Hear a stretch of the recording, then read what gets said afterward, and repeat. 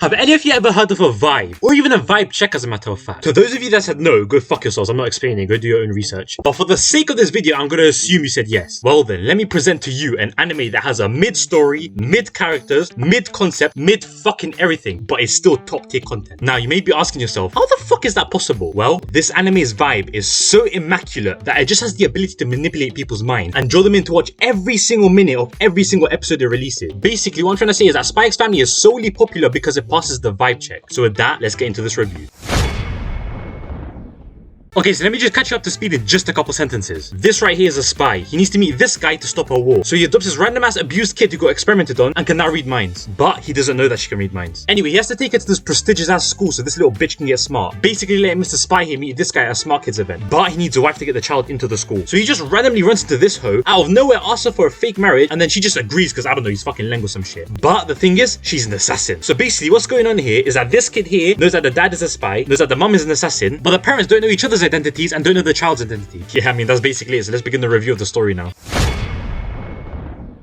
Listen, yeah, I know I said the concept was mid. Well, it isn't. It's actually quite interesting, but I had to say it was mid for viewer attention. You know how it is a YouTube, man. Come on, guys. But as for the storytelling itself, there's nothing too special going on that would make you shocked to the point where you couldn't even predict that the events that occurred would happen. I mean, the events that happened were cool and all, but they weren't executed as best as they could be. A ton more could have been done to improve tensions occurring, interactions happening, and just how things played out in general. But at the same time, I do feel like the simplicity is intentional. I mean, the show is literally meant to be the funny adventures of this little girl who gets to experience family life for the first time. And yes, they can make it all depressing and shit, but why do that? Why not switch it up every once in a while? Now, I do have to say that this show initially looks like it's all fun and games, but if you know your shit and you really look into it, I can't lie, it's pretty fucked up with how kids are treated, and it's pretty accurate on some facts too. But I'll get onto all that shit later. So if one day you just want to sit back, relax, see some wholesome moments, smile, and just have fun, make sure to watch the show as the wholesome vibes are through the roof. As I said in the beginning, there's nothing too special about the characters, but they are kind of intriguing at the same time. So let's begin with character development. You could say that there is some character development, especially with Anya, and how she goes to this sad place where she got abused to this nice household with two fake but loving parents that actually let her have fun. But this character development that's meant to happen never really occurs, and instead has been there from the start. From the very second we see Anya, she's just there smiling, being happy, enthusiastic, and all that shit, even though she's still at the depressing adoption place. The same could literally be said for Lloyd. He's meant to be this spy who has no feelings and only does things for the mission, and his character's meant to develop into this loving family man who actually cares for his fake family. But again, he's like that from the very start of the show. It's as if they say he's one thing, but then make him out to be something he's not from the very beginning. We could even see this with Yor. Actually, I don't know what the end goal with her is. I guess it's like being a good mum or being less awkward or some shit like that. I genuinely don't know. She's a bit of a weird one. Anyway, now that I've said what I don't like about the characters, let's get on to what I do like, particularly with Anya. Her character, although having shit character development, has actually been thought out quite well. One particular factor that stood out to me is what the creator said about her height. It is stated in the show that she looks smaller than what her actual age is. And while many people may think that this has something to do with the creator trying to make her look cuter, because that's her whole fucking personality, that's not actually the case. Now, I am going to ruin her for you and tell you that it's something much deeper. It's actually to do with the neglect that she faced early on in her life. Traditionally, children who receive little love or food and were treated very badly in their early ages don't tend to develop as much as they should, making them generally smaller in size than other children. So while other kids Anya's age are 3 foot 8 inches, Anya is much shorter, 3 foot 2 inches. And it's not the genetics making her smaller, it's the fucked up treatment she had to endure as a child that made her like that. There's actually cases of this in real life. I'll even give you the example of a kid called Jeannie, which you can research on your own. Now, I was going to continue explaining some more fucked up shit that doesn't initially seem fucked up, but I don't want to ruin this wholesome show much more than I already have. So let's move on to the next section. I mean, yeah, just vibes, to be honest. You can't really explain vibes the way you can explain why a plot is so good or why characters are made so well. Each vibe is literally different and cannot be put into words. Some feel it and some just don't. In the case of Spy Family, a lot of people feel it, which is why it's so popular. The only thing I can really say is that you're just gonna have to watch the show yourself. It's kind of funny and I'm sure you'll enjoy your time watching. Other than that, I can't really say much more about the vibes, and I'm sure no one else out there has the ability to either. I literally fucking challenge you to try.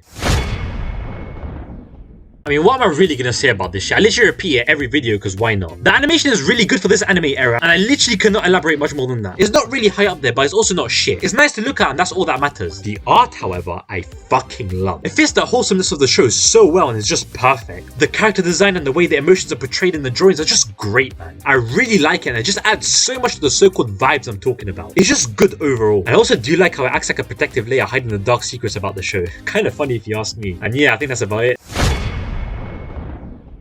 This fan base is all over the place. On one hand, we have the people that will back this show to the ends of the earth because they love it so much, and I love these guys. They just like wholesome vibes, and I respect that. But on the other hand, we have the biggest fucking pedos to ever exist. Bro, if you're one of these pedos, listen to me right fucking now. Don't do that fucking fucked up shit again. You're just being weird, man. Like, fuck off. You're actually an unloved human being. And oh my god, and fuck, I can't even speak. The fucking audacity to put this shit on TikTok is crazy. If I ever meet one of you in real life, I might actually beat the fuck out of you. I'm not even joking. Like, what the fuck, man? I don't understand. The rest of you that have not seen this, thank fucking god. It's bad.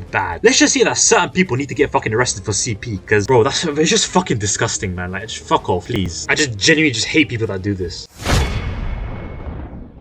The recent season, which is what we're ranking today, I'm gonna have to say is shitter than the first one. While we did get a new addition to the family in the form of Bond, and we also did get a lot of bare action and storytelling in general, the vibes just weren't there, man. And for a story that is run on the fuel that is vibes, that's gonna be a big problem. It just wasn't, as enjoyable as before. Yes, I was looking forward to each episode, but that was only for the first 6 episodes, and after that I just stopped and didn't watch it for a whole 3 weeks. Caught up to episode 9 later on in December, and just last weekend I finished the last 4 episodes, because as I said before, the vibes just weren't there and I low-key just lost interest. The fun episodes that I always look forward to when watching part 1 had just disappeared. So I really do hope for part 3 or season 2 or whatever the fuck it's gonna be called, they'll bring back those good vibes that got me so interested in the first place. Because I really do like the show and enjoy watching it. And I don't want it to just turn to shit.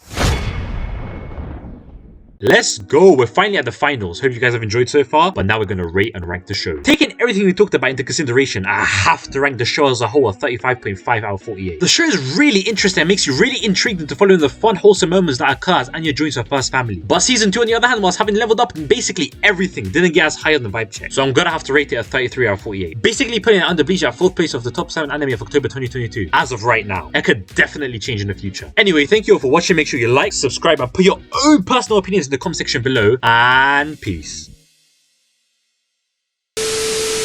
I actually love you guys. 100 subs. That's just fucking crazy. I honestly don't think you understand how fucking happy I am right now. I'm actually crying. Like, tears are literally flowing down my face as we speak. I just wasn't expecting to hit 100 subs this early on, so yeah. Thank you guys so much. I love you all.